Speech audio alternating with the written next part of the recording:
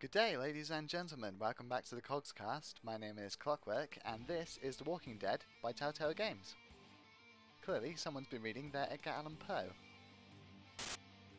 Running off the success of the comics, now in their 16th volume, came the TV series, now in its 2nd series, and off of both came this role-playing genre point-and-click from a developer with a reputation for producing fine point-and-click games.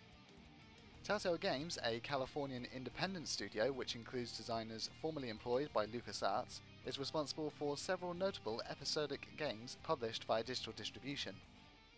Most notably, they produce role-playing genre point-and-click games based on popular licensed properties such as Law & Order Legacies, Jurassic Park, Back to the Future, and Tales of Monkey Island. All of these games are available on the PC, making Telltale Games a primary PC developer, most of which are also available for the Mac and quite often most consoles. The Walking Dead game surprised me in many ways, starting with the fact that I believed for quite some time that the point-and-click subgenre was defunct, broken, and busted. You don't see many AAA games of the genre anymore, but apparently indie devs can still do something excellent with it. Of course, games of the genre still contain many of the issues that have plagued it since its inception, as said issues are built into the systems which denote games of the genre itself. First off, there's the camera perspective. I've not played a point-and-click game for some years, and thus haven't seen the railcam implemented in a game for the same period of time. The rail camera perspective, like any heavily restrained camera model, is designed to allow the player the maximum of control over the character, which is why the side-scrolling variant is still used in platformers and modern one-on-one fighting games. Additionally, the other notable aspects of the perspective is that it engenders a great deal of immersion in the player by making the game akin to an interactive movie. Personally, I would never implement the perspective with interactivity. It's a cinematic perspective and not one designed for gameplay. I believe the third-person head camera is a far better alternative to the rail camera for its freedom of exploration and perception of the environment. Alternatively, even the first-person perspective might do. Despite being better suited to longer-range interactivity than what you'll find in the gameplay of The Walking Dead, you get a better sense of immersion as it simulates presence within the game world. All of that being said, a point-and-click is the pinnacle exemplification of the role-playing genre. The setting, the correct angle of the scene, the atmosphere, the player's immersion into the game world, etc., etc. What the player is experiencing about the game world is more important than any other genre aspect, including correct environmental navigation, a keynote of platformers. Not that there is actually much environmental navigation to be had, however. Most areas weren't all that large, but were well constructed, fitting in a lot of story regarding the people more than the location. The graphical aesthetics are like living drawings, somewhere between surreal comic book characters and real people. And the character animations are pretty good most of the time, although the eye movements and some of the lip syncing could have been a bit better. But it's hardly noticeable. The game's music, I felt, is incredibly atmospheric. Two pieces which left an impression on me were in this office where emotional sad music was playing that was only visited by the main character and people important to him. And then there was the fast-paced alert music that always got my blood flowing, so that obviously did its job very well.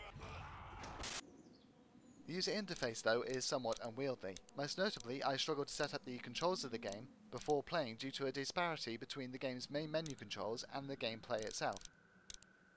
Due to the quantity of graphics present in the main menu and some bad programming, which I know about seeing as I've actually made this error myself when building my own game engine, although I did actually find a fix, Telltale by the way, there's massive mouse lag in the menus. When you get into the game, it's fine, and there's no lag at all, but by then you've set up the mouse sensitivity to maximum. Telltale Games are a PC-first developer, yet the controls of the game cannot be edited from within the game's menu. You're only presented with a graphic that displays the Xbox 360 controller layout. Telltale also failed to provide support for anything other than official Xbox or Logitech gamepads, even going so far as to not include the required files for my 360 gamepad emulator to function, despite it working perfectly fine for Supergiant Games' combat genre hack-and-slash game, Bastion. It would have made it unplayable if not for the fact that the PC controls are supported by the game's tutorial and not that difficult to adapt to, whereas it would have been a bit of a game breaker for a faster-paced action title such as Bastion. Still, Telltale is a PC-first developer, and this should not even be a point of contention. The other game options, graphical gameplay and so on, are adequate, if not long, but a more detailed description of their function would have been useful.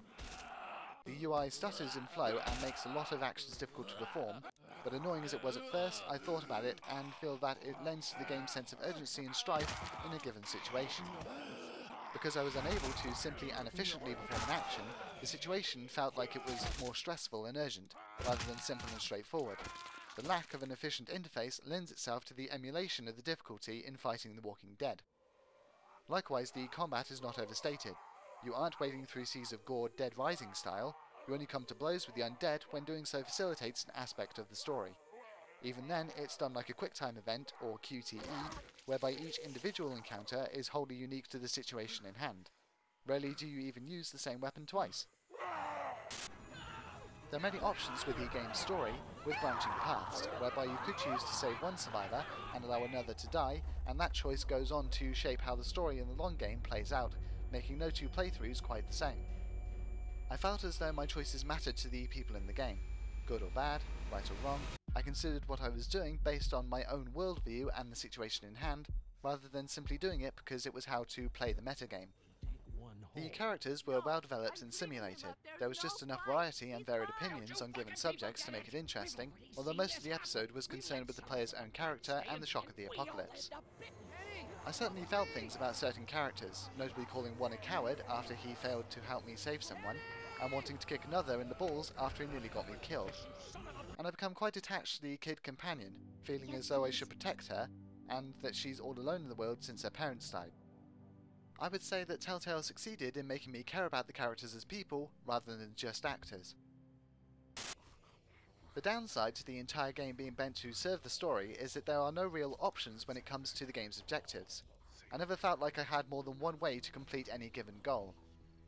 An additional damaging factor to this linearity that specifies that only one item available from one specific location in this area will solve the current issue is that the point-and-click genre as a whole is notorious for failing to provide the player with an indication of their objective.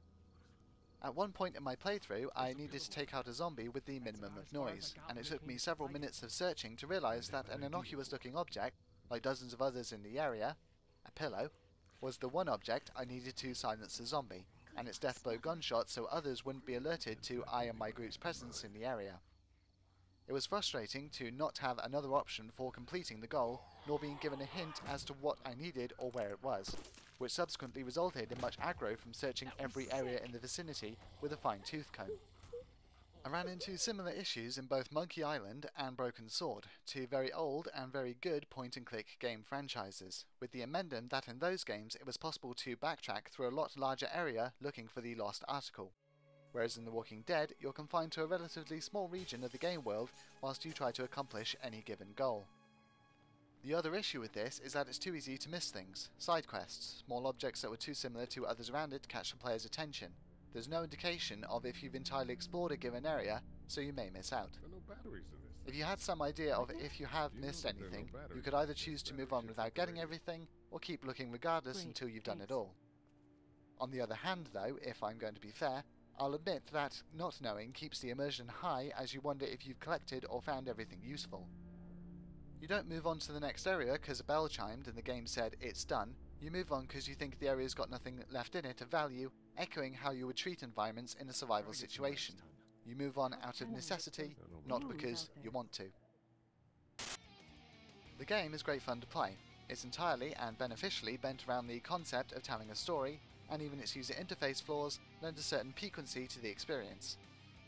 If I could advise Telltale Games to do anything in Episode 2, it would be to perhaps provide a little more option in how you go about completing objectives. Also, they could provide a better indication of your current objective to counter the genre's innate lack of direction. And that's about all of my opinion on the game. Let us go play some game.